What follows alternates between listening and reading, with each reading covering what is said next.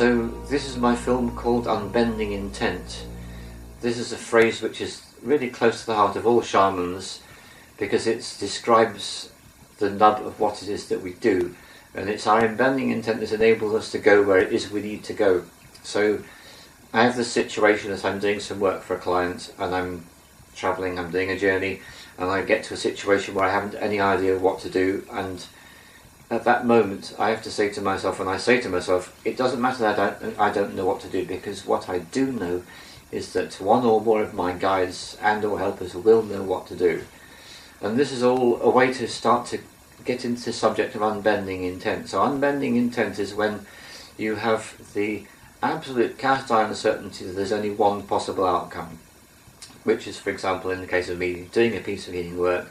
If I'm doing a piece of healing work and I'm looking for lost soul parts, there is no possibility that I'm going to fail. That can't be. I have to succeed. There is no alternative on this one, because the person who comes to me for a universal soul retrieval, by the time the person gets to that stage in their life, they've usually exhausted many other possibilities, and they're usually pretty desperate, and sometimes extremely desperate. And it's not unusual to find clients who are so desperate that they've contemplated taking their own life on many occasions.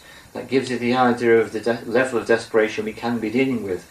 I can't possibly turn around to a client and say, excuse me, well, I got halfway and I couldn't be bothered, or it felt a bit difficult. There's no way. So this is one of the fundamental core qualities of a shamanic practitioner, is to develop unbending intent. And we can start to do it with really simple little things. For example, it could be, well, I've just lost something, and right, well, I'm going to find it. So then start to develop the unbending intent. Okay, I am going to find this item. It doesn't matter if I'm going to have to move every single item of furniture in the flat, whether I'm going to have to clean every surface. I'm just going to keep looking until I find it. So you can use unbending intent for really prosaic, practical, mundane matters. Or it could be a matter of you've gone to the shops and you bought all this thing, you think, I've got a lot of stuff to carry here. Well, how am I going to get all this load of stuff to where I've got to get it? It's a bit heavy.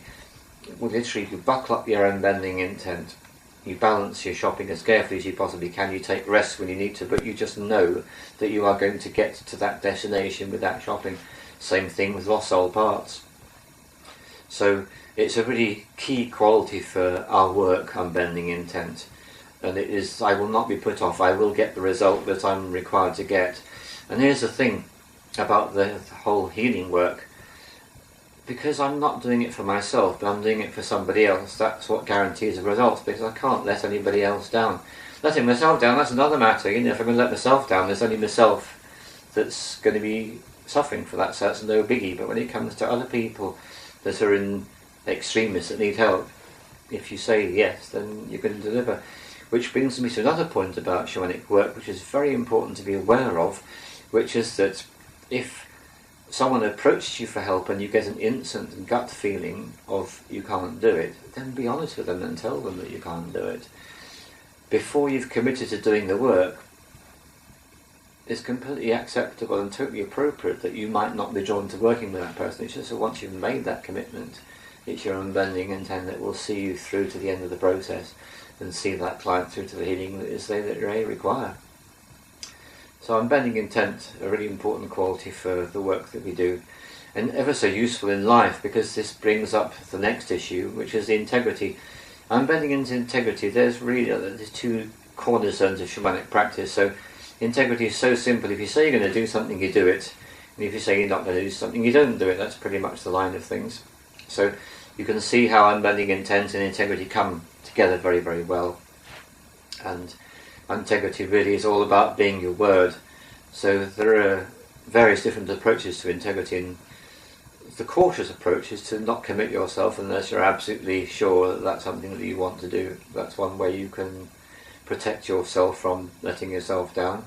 And then a really important thing to do with all this is that if you do let yourself down or someone down, the first thing you can do is to pick yourself off the floor, forgive yourself very, very thoroughly, and then move on having learnt whatever it is that you've learnt from that experience.